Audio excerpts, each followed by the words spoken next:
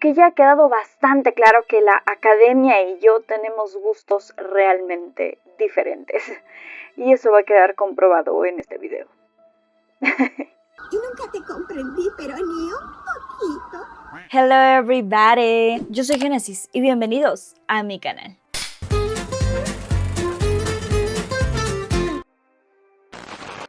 Las nominaciones a los Oscars 2026 nos dejaron con un sabor un poco agridulce. Pero bueno, aquí les traigo mi ranking oficial de las 10 películas que están nominadas a Mejor Película dentro de los Oscars. Te hablaré de aquellas que considero una joya y también de aquellas que no entiendo por qué están aquí. Y antes de cualquier cosa te recalco y te recuerdo que esta es mi opinión, así que no me vayas a pelear en los comentarios. Más bien cuéntame ahí cuál es tu propio ranking, que ya saben que me gusta muchísimo leerlos. Así que pues bueno, sin más preámbulos, empecemos. En el último puesto va a estar la película de Una batalla tras otra. La película sigue a Bob, un ex revolucionario paranoico y distanciado de la sociedad, que vive junto con su hija Willa, cuando de pronto un malvado archienemigo reaparece tras 16 años, por lo que Bob debe enfrentar las secuelas de su pasado y emprender una desesperada búsqueda. Mira, yo cuando vi esta película, en esencia, lo que yo sentí es una especie de propaganda comunista, ¿sabes? Como lo mencioné antes, la película me logró aburrir bastante y confundir otro poco, porque siento que alrededor de toda la trama hay demasiado caos. Es como que salta de un tono a otro de la narración sin ningún tipo de dirección. Y como mencioné en mi video anterior, la película tiene demasiados momentos sugestivos en cuanto al sexo, sin mencionar que los diálogos están compuestos casi en su 80% por malas palabras. Todo esto, como me imagino, para intentar mostrar la rabia, el odio, la guerra. Bueno, así que pasé las casi 3 horas, porque sí, también dura un buen, esperando el momento en el que me asombrara, que me cautivara, que me emocionara, pero nunca llegó. Y yo aquí perdiendo el tiempo. Así que lo siento, Paul Thomas Anderson. Esta película que prometía ser una epopeya moderna, una película que lo cuente todo, a la final no contó nada para mí. Está horrible. En el puesto número 9 va a estar nuestro querido Timothée Chalamet con la película Marty Supreme. Esta es una película sobre Marty Mauser, una figura carismática y algo caótica que navega por el mundo del deporte y la fama mientras lidia con sus propios demonios. Retrata el ascenso, caída y reinvención de Marty. La historia lo sigue desde sus primeros éxitos hasta el momento en que la fama deja de ser un premio y se convierte en una prisión. Mira, a mí siempre me han parecido interesantes las películas que narran la historia o la biografía de personajes resaltantes y cómo llegó a convertirse en esa clase de personajes de los cuales se hacen películas biográficas. Pero tristemente con esta película no siento que haya tenido ese impacto en mí. Puede darse por el hecho de que quizá la persona de Marty Mauser no sería un personaje al que yo admirara, pues como nos muestran en la película, no terminó siendo nada más que una persona egoísta, orgullosa, pedante, engañosa, traicionera. Buah. Entonces yo veía la película y decía en qué momento logro empatizar con el personaje y llego a considerar importante el que se haya hecho una película sobre su vida. Spoiler, el momento no llegó. ¿Qué estás esperando, ¿Qué estás esperando? ¿Qué estás esperando? Ahora, claro, básicamente si hablamos de la película como tal, tiene ciertos aspectos técnicos que están bastante bien hechos. También la actuación de Timothée Chalamet es muy buena. Llegó a hacer que odie y deteste al personaje, quizá esa fue la idea o no. No sé.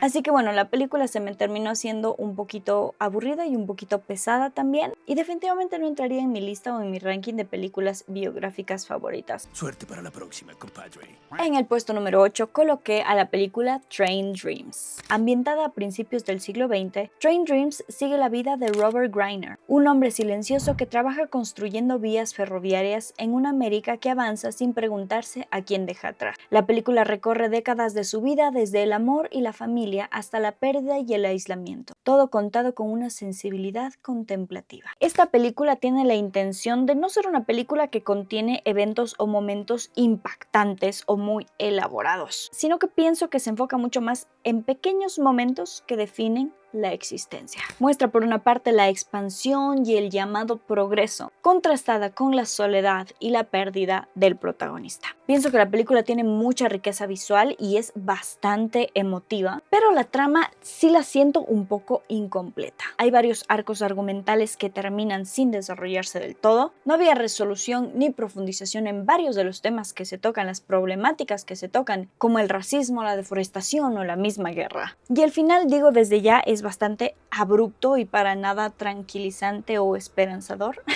Por eso digo que es una película triste en esencia.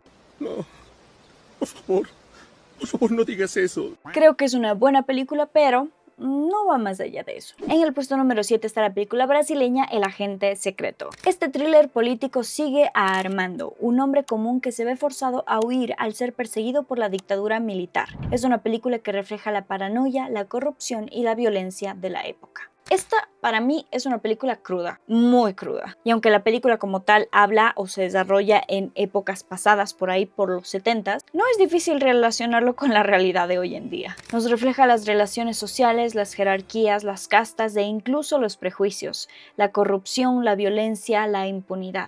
Básicamente es un mundo sin ley real, donde los inocentes son perseguidos por no someterse o por no cumplir con las exigencias de oligarcas corruptos y sin escrúpulos. Una realidad que se ve mucho hoy en día. Sin embargo, llegué a sentir que la estructura sí que es un poquito confusa y que no llega a profundizar lo suficiente. El mismo hecho del personaje principal, como nos cuenta en su final, simplemente a través de una fotografía y no desarrollando como tal la historia o la circunstancia que lo llevó a eso. Visualmente es bastante interesante y la reconstrucción arquitectónica y cultural de la época es bastante buena. La actuación de Wagner Moura también me gustó bastante, pero a la vez como que no sentí la evolución del personaje. Me hubiese gustado ver mucho más desarrollado ese personaje, la verdad. En el puesto número 6 coloqué a la película de Fórmula 1. La película se adentra en el mundo de la Fórmula 1, no solo como un espectáculo deportivo, sino como un entorno de presión extrema. La película muestra la vida de los pilotos, ingenieros y directivos, revelando el sacrificio físico y emocional que exige competir al más alto nivel.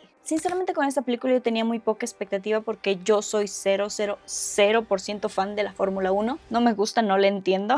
Me vale. Pero sorprendentemente esta película me llegó a atrapar, porque va mucho más allá que simplemente las carreras. Explora la obsesión por la victoria, el miedo al fracaso y la diferencia entre el dulce sabor de la gloria del reconocimiento y la fama y la satisfacción de poder hacer algo por mera y pura pasión. Siento que la película tiene un ritmo muy bien llevado, no te aburres en ningún momento y estéticamente también tiene un muy buen trabajo. Todas estas escenas y secuencias de acción, lo que son las carreras, todo lo que ocurre en la pista, la verdad es un muy buen espectáculo visual y auditivo. En el puesto número 5 coloqué la película más nominada de este año, que es la de Sinners. Ambientada en el sur de los Estados Unidos durante los años 30, Sinners sigue a dos hermanos con el sueño de abrir un club musical para su comunidad. Pero lo que comienza como una historia de esperanza pronto se transforma en algo más oscuro, cuando fuerzas sobrenaturales emergen dentro de un contexto de racismo real, violencia y exclusión. Debo decir que esta película tiene un concepto bastante novedoso y creativo, porque mezcla inteligentemente distintos géneros que van desde la fantasía, el terror, hasta lo musical. Y te mantiene enganchado todo el tiempo, porque tú al inicio empiezas a verla y crees que simplemente es una película de época que retrata las realidades disparejas de la sociedad, pero de pronto se agrega el elemento fantasioso y terrorífico de los vampiros. Alcen la mano a los fans de los vampiros, que aquí estamos. ¡Me encanta! Y qué decir de lo musical que se mezcla aquí, es espectacular. La escena que tienen ahí de Sammy tocando ahí en el bar es espectacular. O sea, ese momento realmente refleja una de las cosas que dice la película, cómo la música puede traspasar fronteras. Está muy buena. Entonces, para mí no creo que sea la mejor película del año, pero sí es bastante buena. Destaca en muchísimos aspectos técnicos, de guión, de actuaciones, de historia. Así que no me molesta que sea la más nominada, la verdad. ¡Quítate tú! En el puesto número 4 coloqué a la película de Hamnet. Hamnet se centra en la vida de Agnes, la esposa de William Shakespeare, y en la pérdida de su hijo. La película narra el duelo desde la perspectiva íntima y profundamente humana, alejándose del mito del escritor para enfocarse en la familia que quedó en las sombras. Finalmente me vi esta película que todo el mundo hablaba y sí, me conmovió bastante. porque creo que aporta una mirada emocionalmente devastadora sobre lo que es la pérdida, el dolor y el arte como catarsis de la misma. Además voy a decir que el foco emocional no está al 100% centrado en William Shakespeare, sino en su esposa, que es Agnes. Y déjame decirte que si yo tenía dudas, definitivamente ahora no. Jessie Buckley se merece ese Oscar a Mejor Actriz, porque su interpretación es fenomenal. O sea, el momento de la muerte del hijo, todo el dolor, la impotencia, la culpa son palpables. Y el resto de actuaciones también estuvieron increíbles. Me encantó el pequeño niñito que hace de Hamlet y su momento que tiene ahí con su hermana ahí acostado y le dice: te cambio mi vida, te doy mi vida. No, yo derramé lágrimas en ese momento.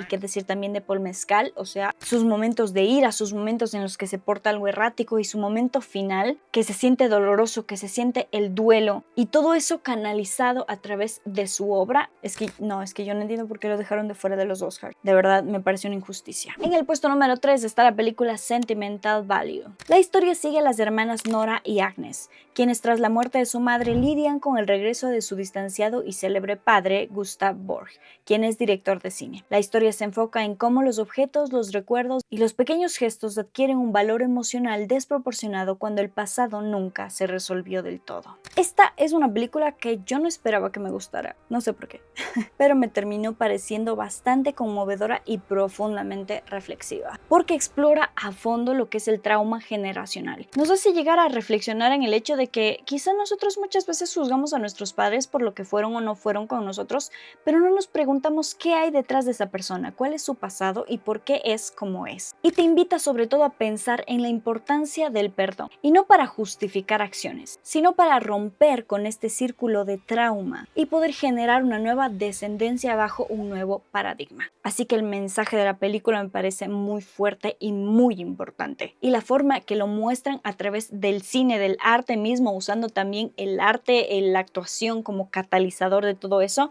es fenomenal. Así que a mí me pareció una película muy hermosa, delicada, muy profunda, muy recomendada. Ya casi vamos finalizando y en el segundo puesto puse a la película de Bugonia. Dos hombres convencidos de que el mundo está gobernado por fuerzas ocultas secuestran a una poderosa empresaria, creyendo que ella es una alienígena infiltrada.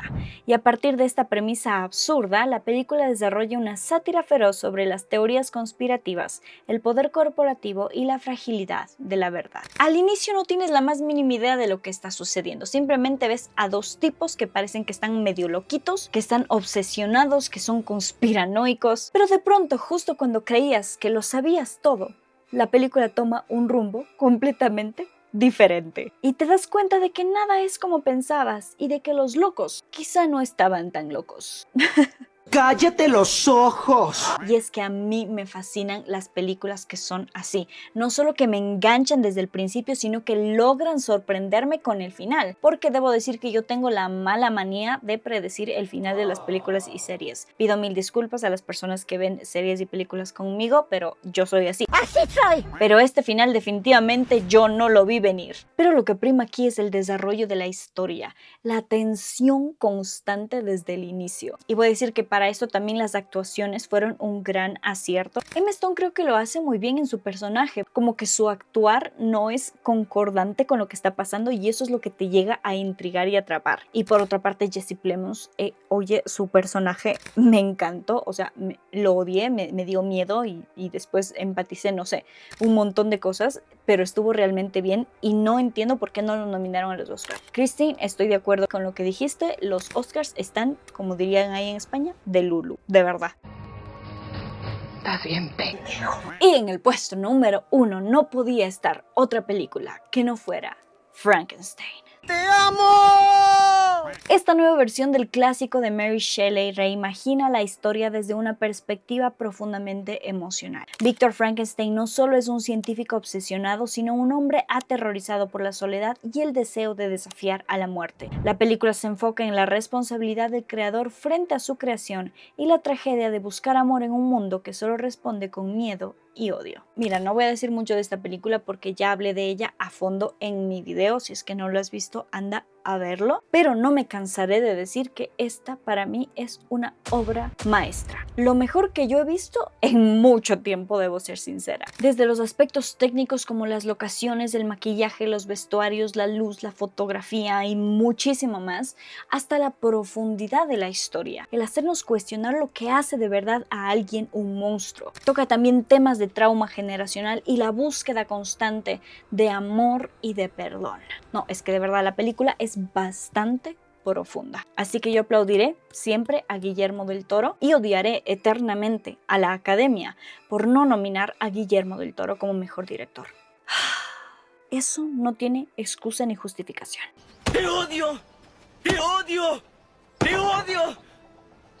¡Te odio! Pero bueno, estas son las 10 películas nominadas a Mejor Película en los Oscars. La verdad siento que la lista está mucho más variada que el año anterior y tiene muchísimos más aciertos, obviamente. Sí me complace decir eso, de verdad. Pero sabemos que la Academia tiene otros criterios, así que bueno, ganará quien ella quiera que gane. No, hombre, a veces soy una cosa pero bárbara. En fin, te dejo acá abajo en la descripción donde puedes ver cada una de estas películas, o por lo menos donde logré verlas yo.